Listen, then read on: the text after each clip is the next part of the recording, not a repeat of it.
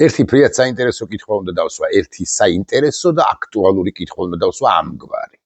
გვინდა თუ არა ჩვენ ტერიტორიული მთლიანობის აღდგენა. აბსოლუტურად დარწმუნებული ვარ, რომ დამოუკიდებლად იმისა, ვინ ვისი ამორჩეველია, 100% საქართველოს მოქალაქეებისა, ქართული ოცნების ამორჩევლები, ნაციონალური მოძრაობის ამორჩევლები, რომელიმე სხვა პარტიის ამორჩევლები, ლეიბორისტების, ასე მაგალითად დროასი, ასე მაგალითად, ჯერ საქართველოს ასეთი პარტია რომ შეიქმნა ვიქტორ ყიფიანია ხელმძღვანელი, სხვების, მოკლედ უკლებლივ ყველა ცუდები, კარგები, უარესები, უკეთესები, რა მნიშვნელობა აქვს?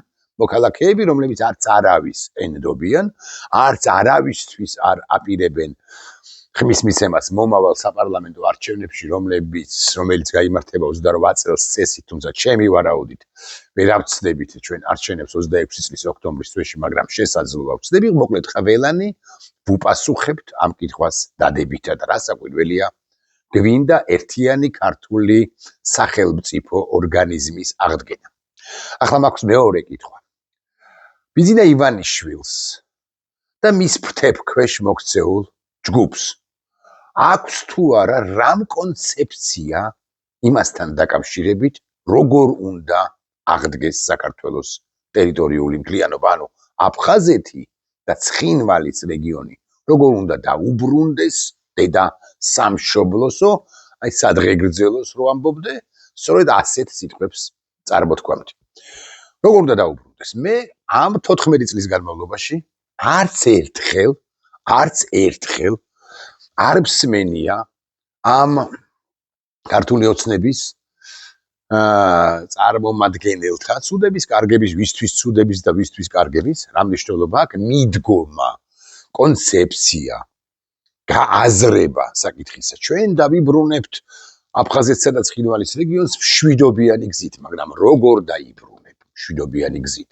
როდესაც იქ საოკუპაციო ძალები დგანან და საოკუპაციო ძალების ნაჩალენიკებს მოსკოვში არც არანაირი ინტერესი არ აქვთ, სურვილი არ აქვთ, ინტერესი არ აქვთ და მათი სტრატეგიული ამოცანა სულაც არ არის, რომ საქართველოს მიუგდონ იმ შემთხვევაშიც კი, თუ საქართველო იტყვის ნატოზე უარს, ევროკავშირზე უარს, ჩაეხუტება რუსეთს, მოსკოვს, ჩაუგორდება, რომელიმე ერთი დეპუტატი იმათ დეპუტატს ლოგინში, მამაკაცებსა და ქალებს გულისხმობს ხადია და არავითარ შემთხვევაში არ უნდა გაგექცეთ ფიქრი სხვა რამისაკენ, ამ შემთხვევაშიც კი, ჩემი მოსაზრებით, რუსეთი და ობიექტურადაც რუსეთი არაფრის დამბრუნებელი არ არის, ანუ რაც წაგღლითა იმას ბოლომდე წაგღლეთს შეინარჩუნებს წაღლეტილ მდგომარეობაში და ვინც ის და მთლიანადაც დაგიპყროს ისი მცდელობაც ასეთი რბილი პოლიტიკით, რბილი და ბიძინა ივანიშვილი რო მისდევს ამ პოლიტიკას, რუსეთს რასაკვირველია აქვს. მოკლედ, რუსეთი არაფრის დამბრუნებელი არ არის. და რაღაი ასეა, რა გზა რჩება. მე არ გეგონოთ რომ მე ძველ თემას ვაცოცხლებდი ახლა და ომი მინდოდეს. არავითარ შემთხვევაში არავინ არ უნდა იფიქროს რომ მე ომი მინდა. ან ვინმეს მოვუწოდებ ძალისმიერი მეთოდების გამოყენების, ძალისმიერი გზის არჩევისაკენ. არავითარ შემთხვევაში მე ვინიც ის და მაგალითად არ ვიცი ვინ დავასახელოთ, შალმა პაპუაშვილზე მეტად მინდა მშვიდობა. მე გონია რომ ჩვენ ომით არ უნდა დავიბრუნოთ, ბრძოლით არ უნდა დავიბრუნოთ. აფხაზეთი ჩვენ სწორედაც რომ დიპლომატიას უნდა მივმართოთ, მაგრამ სად არის ეს დიპლომატია? თუნდაც სახალხო დიპლომატია. აი რამ ხსმენიათ რომ ქართველების რაღაცა ჯგუფი თბილისის ცენტრალური ხელისუფლების მიერ ორგანიზებული თანამშრომლობს აფხაზების რაღაც ჯგუფთან. არც გამოვა, კი არ ვძრახავ, არც გამოვა ამგვარი თანამშრომლობა, ეს იქნება უბრალოდ თანამშრომლობა თანამშრომლობისათვის. ჰუმანიტარული აქციისათვის და არც არაფერს გადაწყვეტს, არ ვძრახავ იმაში საქართველოს ცენტრალურ ხელისუფლებად წოდებულ ჯგუფს, რომ ვერ თანამშრომლობენ სეპარატისტთა გარკვეულ ჯგუფებთან, იმიტომ რომ რუსეთი აკონტროლებს ყველაფერს. მაგრამ ამ ყველაფერს დავანებოთ ახლა თავი, მათ შორის ჩემს პაციფისტურ წიაღსვლებსაც, სურვილს რომ ჩვენ რეინტეგრაცია მოხდეს აფხაზეთისა ჩვენ სივრცეში მშვიდობიანი და სწორედაც რომ მშვიდობიანი გზით და კიდევ ერთი კითხვა დავსვათ. იცით თქვენ, რომ გავრცელდა ინფორმაცია, რომ კრასნოდარის მხარიდან შემოფრინდა რამდენიმე ერთეული და შესაძლოა ათეული დრონიც. აი ეს შაჰიდი დრონები, რომ ფეთქდება, რომ ეტაკება რაღაც ობიექტს და რომ ფეთქდება ის დრონები, ანუ უკრაინელებმა მაღალზე და კიდე 17 ჯერ წარმოთქვა ამ სიტყვას, მაღალი ალბათობით შემოაფრინეს სოჩი გამოიარეს, ადლერი გამოიარეს, სოჩი გამოიარეს და შემოფრინდნენ დე იურე საქართველოს ტერიტორიაზე, რომელზეც ეფექტურ კონტროლს ამყარებს ოკუპანტი მხარე. ეს უმნიშვნელოვანესი საკვანძო სიტყვა, აფხაზური კი არა, უკაცრავად აფხაზური წარმოთქვი, რუსული მხარე ამყარებს, რუსულ მხარეს აქვს დამყარებული, ეგრეთ წოდებული ეფექტური კონტროლი. ანუ ოკუპირებულია ეს ტერიტორია რუსეთის მიერ. შემოფრინდნენ ოჩამჩირეში, სადაც სამხედრო ბაზაა, სოხუმში, სადაც სამხედრო ბაზაა ერთგვარი და გუდაუთაში, სადაც ყველაზე მძლავრი სამხედრო ბაზაა. 1-2 აფეთქებაც მოხდა, აფხაზებმა თუ რუსებმა უფრო სწორად ცეცხლი გაუხსნეს, რაღაცა შეიძლება ჩამოაგდეს, რაღაცა შეიძლება არ ჩამოაგდეს და ასე შემდეგ. ეხლა მე მაქვს კითხვა. როგორი რეაქცია აქვს? ჯერჯერობით არ ქონია, მაგრამ როგორი რეაქცია უნდა ჰქონდეს საქართველოს ხელისუფლებად წოდებულ ქართულ ოცნებას, ჯგუფს, რომელიც მართავს ეფექტურ კონტროლს ახორციელებს დანარჩენი საქართველოს ტერიტორიაზე და ჩემი აზრით ოკუპირებული აქვს და ობიექტურადაც ოკუპირებული აქვს ხელისუფლება ძალაუფლება. როგორი რეაქცია უნდა ჰქონდეს თუ ამგვარი იერიშები დრონების შემოფრენები აფხაზეთის ოკუპირებული რუსეთის მიერ ოკუპირებულ ტერიტორიაზე იქნება ინტენსიური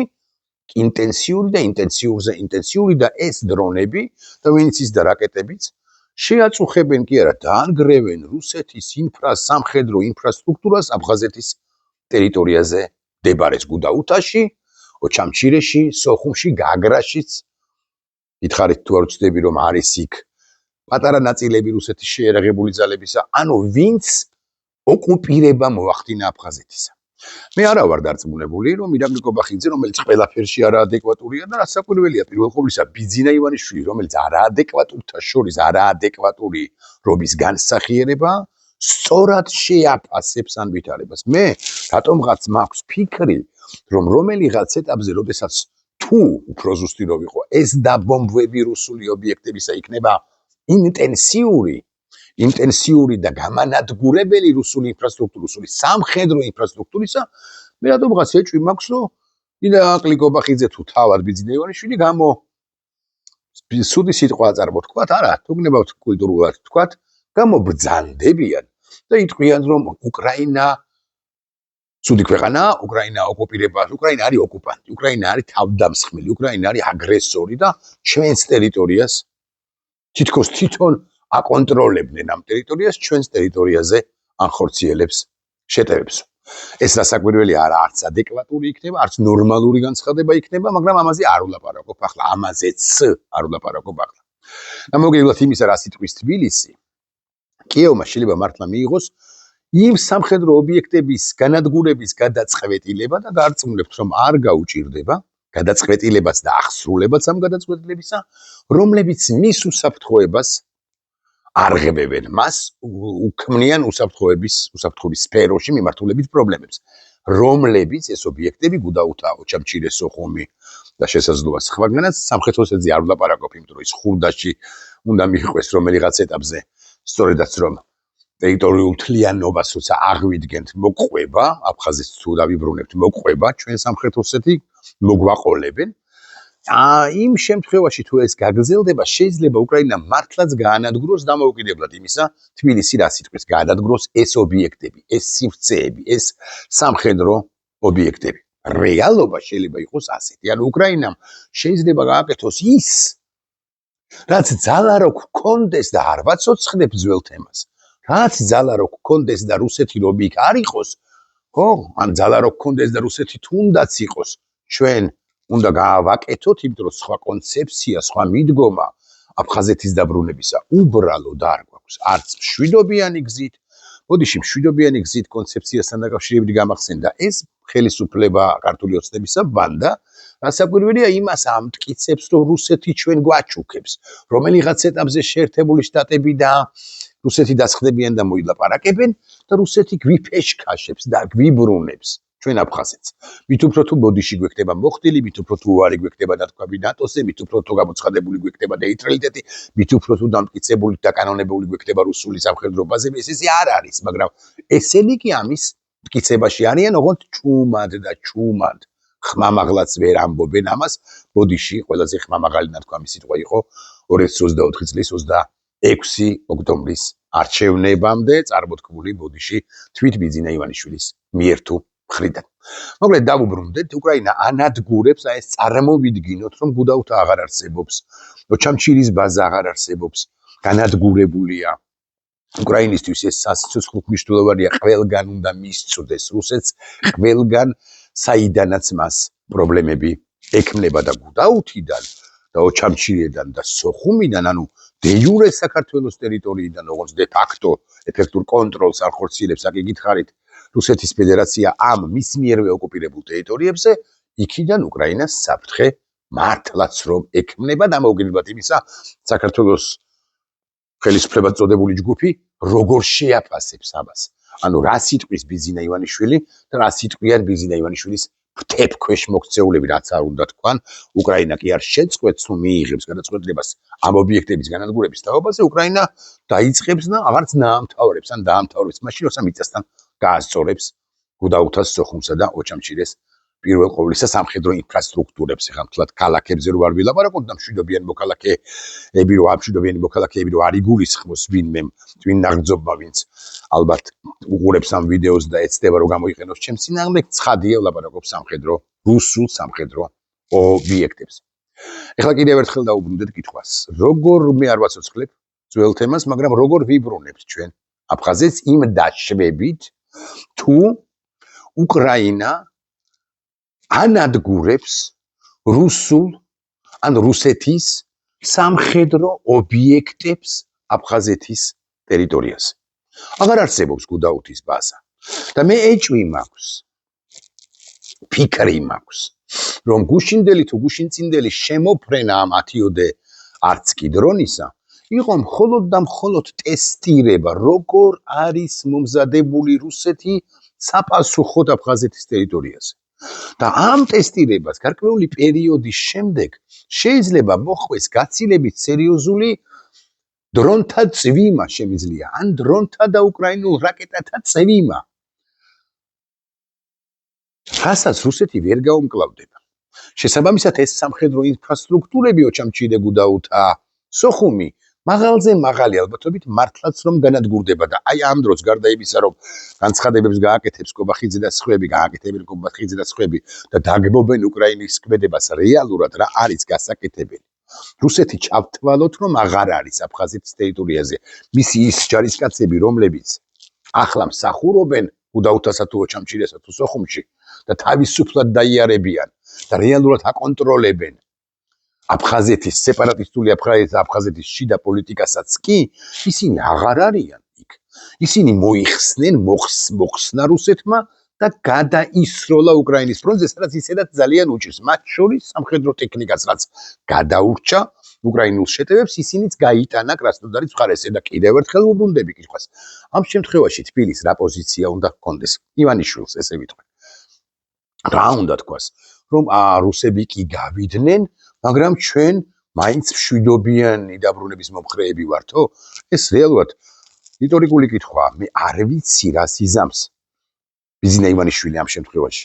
წესითად არ იგით ყველა ჯანმრთელი, სწორი, საქართველოს სახელმწიფოზე ორიენტირებული სახელმწიფო მოღვაწე წესითად არ იგით ამ შემთხვევაში იბარებს შესაბამის პირებს, პრემიერს, პრეზიდენტს, თავდაცვის მინისტრს, შინაგან საქმეთა მინისტრს, შესაბამის სხვა სამსახურების ხელმძღვანელებს და მინიმუმ ეკითხება კი, მაგრამ აფხაზები გასწევენ კი წინააღმდეგობას, რომლებიც რუსეთის გარეშე არიან დარჩენილები, იმიტომ რუსები მართლა აღარ არიან. ეს ჰიპოთეტური მდგომარეობა წარმოვიდგინოთ, უკრაინამ დაბომბა, გაანადგურა ყველა ინფრასტრუქტურა რუსეთისა, რუსეთი იძულებული გახდა, რომ კუდამოძუებული წაათრეულიყო რუსები, აი ეს რაღაც 5000 ჯარისკაცი ყავს, მეტი კი არა, ამ ყველა ბაზაზე ერთად გაეთრდნენ სამხედრო ტექნიკა გაიტანეს, მიატოვეს აფხაზები, აღარ სცხელად აფხაზებისათვის.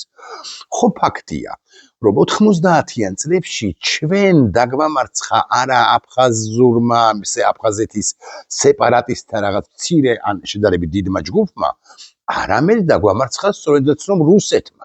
ეს ხომ ფაქტია. 90-იან წლებში რუსეთი რომ არ ყოფილიყო გრაჩოვი, არა მხოლოდ გრაჩოვი და სხვები, აი ამ ჩვენი გაუბედურებული და გაძვალტყავებული გვარდია თავდაცვის უწყება, გვარდია თავდაცვის უწყება პლუს მხედრიორი, ხო?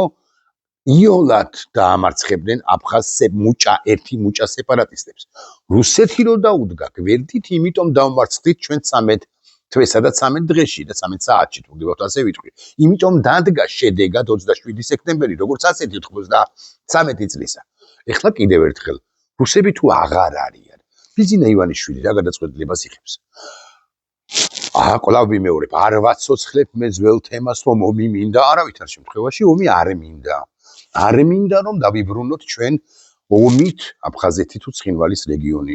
იმიტომ რომ იქ გარკვეულ ადამიანურ და მნიშვნელოვან ადამიანურ ტრაგედიებზე გავა ეს ყველაფერი, მაგრამ ალტერნატივად ეხლა ან მომავალში, ან რომელიღაც ეტაპზე რაც თავაზობს საქართველოს მართველი ჯგუფი, ვინც ეფექტურ კონტროლს ან ხორციელებს დანარჩენ ტერიტორიაზე და ვინც ჩემი მოსაზრებით და ობიექტურადაც მოახდინა ოკუპაცია ქვეყნისა გაასული კი 2024 წლის 26 ოქტომბრიდან, ანუ სახელმწიფო გადატრიალებაც 28 ნოემბრიდან და რომელსაც ამ ჯგუფს მე ხშირად იცით თქვენ ვუწოდებ ბანდას და სულაც არ ვაპირებ რომ შევცვალო ჩემი რიტორიკა. გეკითხებით, ბიძინა ივანიშვილი რას იტყვის უკვე შემდგომ? იარსებოს აფხაზეთმა ასე და დაველაპარაკებით ჩვენ მათ მშვიდობიანად, აფხაზები ოღონდ არ წამოვლენ ამაზე, ოსები კიდევ შეიძლება წამოვიდნენ, სამხრეთელი ოსები და აფხაზები, რომლებსაც სურთ, მართლა სურთ დამოუკიდებლობა ნაწილს ცხადია, ისინი შეიძლება ამაზე არც იოლად არ წამოვიდნენ. ჩვენ დაველაპარაკებით, თუ ბიძინა ივანიშვილი ბრძანებას გასცემს თავდაცვის უწყების GDD-ს, შინაგან საქმეთა სამინისტროს ზოგადად და სხვა ძალოვანი უწყებების მისამართით და მიმართულებით და ეუბნება იმათ, რომ ჩაატარეთ სპეცოპერაცია რუსებს ჩვენთვის არც ძალიან. და ეხლა არის ის მომენტუმი, როდესაც ჩვენ შეგვიძლია დავიბრუნოთ აფხაზეთი, თუნდაც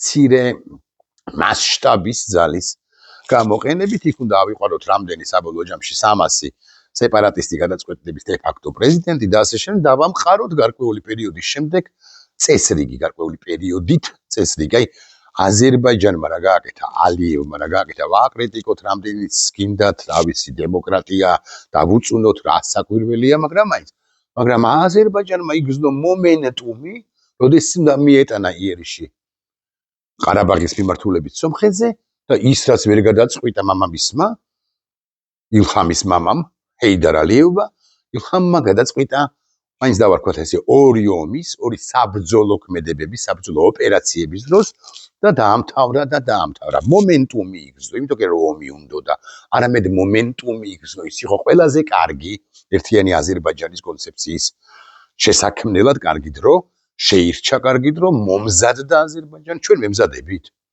კვლავ ვიმეორებ, მე არ მიმყავს მეორე ფრონტის გახსნისაკენ საქმე, მეორე ფრონტი მაშინ არის მაშინ ეწოდება რამ საბრძოლო მოქმედებას, როდესაც წინააღმდეგობას ვინმე გიწევს და რუსეთი თუ არ არის იმ დაშვებებზე ვლაპარაკობ. ქართული ოცნების ამორჩევლები რას ფიქრობთ ამას?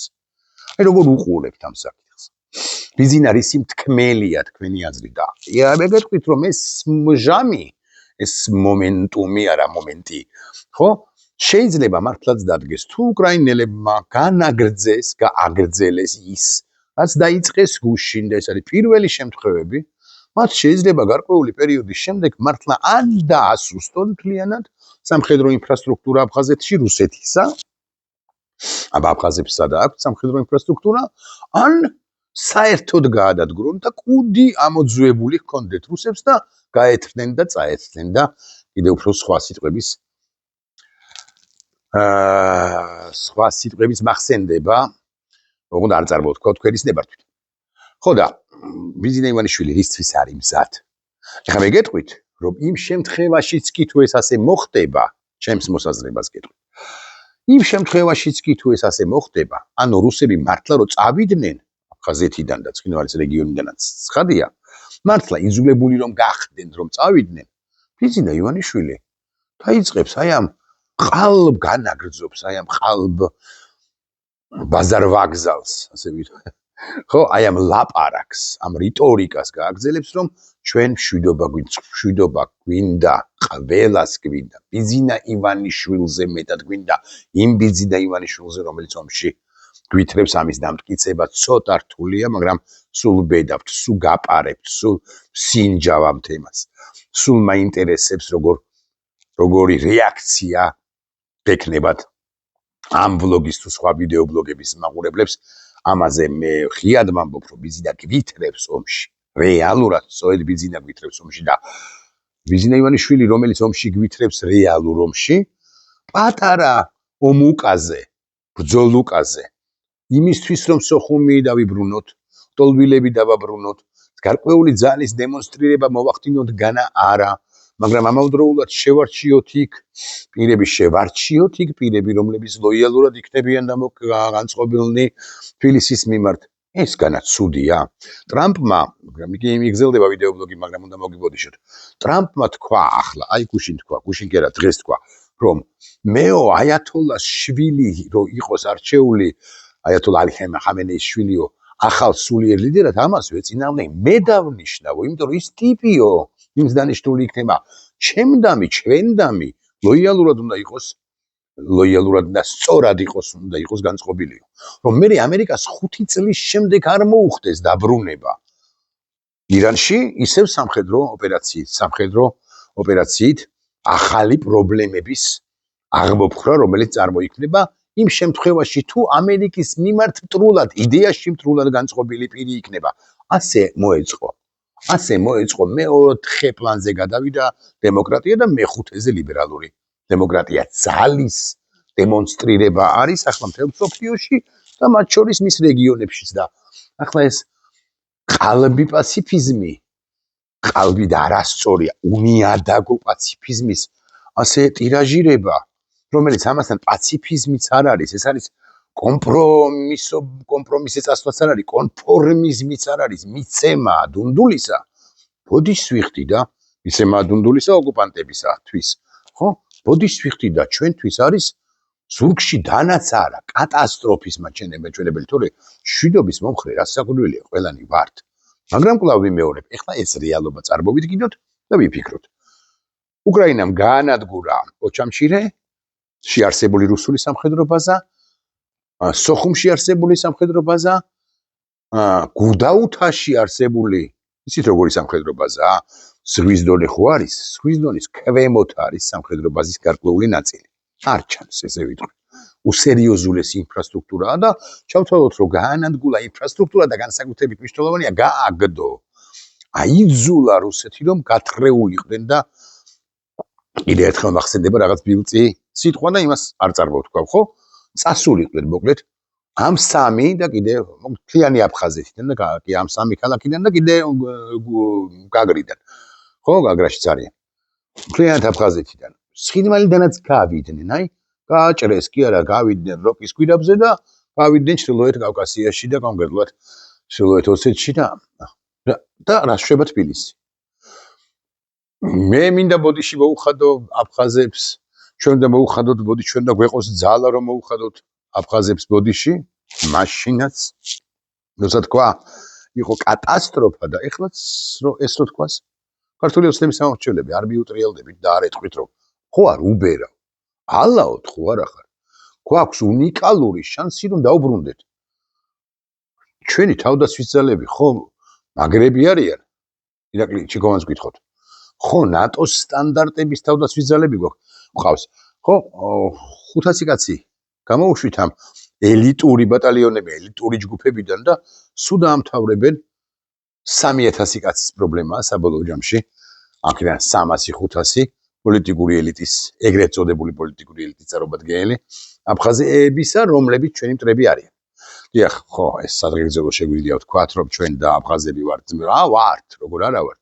მაგრამ ნორმალური ადამიანები ვართ ძმები. ჩვენ და აფხაზები, ჩვენ და ჩვენ და ნიგერიელები და ურუგვაელები და ასე შემდეგ. ძმები ვართ ყველანი, ვინც ნორმალურები ვართ და ვინც ნორმალურები არ არიან, ისინი მძრე ძმები კი არა, ისინი მტრები არიან. ქართველიც მტერია, ვინც ნორმალური არ არის და ვინც რუსეთის სამსახურშია, აფხაზიც, ნიგერიელიც და ურუგვაელიც. რავი, თუ კარგად ახსენე. მე ოღონდ ომი არ მინდა. არ მინდა. ხაზგასმით ვამბობ ამას. უბრალოდ კონცეფცია ვერ დავინახე მართველი პოლიტიკური ჯგუფისა, რომელიც ეფექტურ კონტროლს აანხორციელებს ამ ქვეყანაში, რომელსაც ბიზინა ივანიშვილის ფრთებქვეშ მოქცეული კიდე უნდა მოვიშველიო ეს სიტყვა ბანდა ჰქვია. ბანდა. ნახვამდის.